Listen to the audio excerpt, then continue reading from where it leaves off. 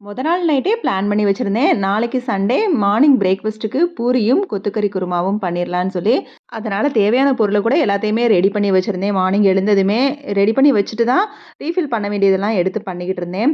நம்மள்ல ஒரு சில பேருக்கு ஒரு சில பழக்கம் இருக்கு. என்ன அப்டின்னா, ஒவ்வொரு பொருளுக்கும் ஒவ்வொரு ஷாப் அப்படிங்கிற மாரி. இந்த பொருள்லாம் இந்த ஷாப்ல தான் வாங்கணும்.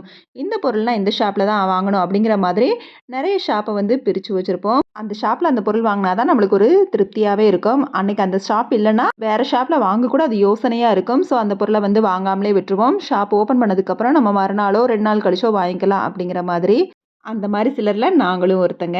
ஒவ்வொன்னுக்கும் ஒவ்வொரு ஷாப் அப்படிங்கிற மாதிரி. மட்டனுக்கும் அதான் ஒரு ஷாப்னா, அந்த ஷாப்ல மட்டும் தான் மட்டன். ஸோ அந்த ஷாப் இல்லன்னா நாங்க வாங்குறதில்ல. அதே மாரி பிளான் பண்ண மாதிரி இன்னைக்கு வந்து கொத்துக்கறி எடுக்கலான்னு சொல்லி போனா, அந்த ஷாப் என்னமோ அடைச்சிருந்துச்சு. ஸோ வேற ஷாப்ல வாங்குறதுக்கு மனசும் இல்ல. நெனச்சது ஒண்ணு, நடந்தது ஒண்ணு. சோத்துல சாம்பாராங்கிற மாதிரி பூரிக்கு கிழங்கு குருமா தான் இன்னைக்கு.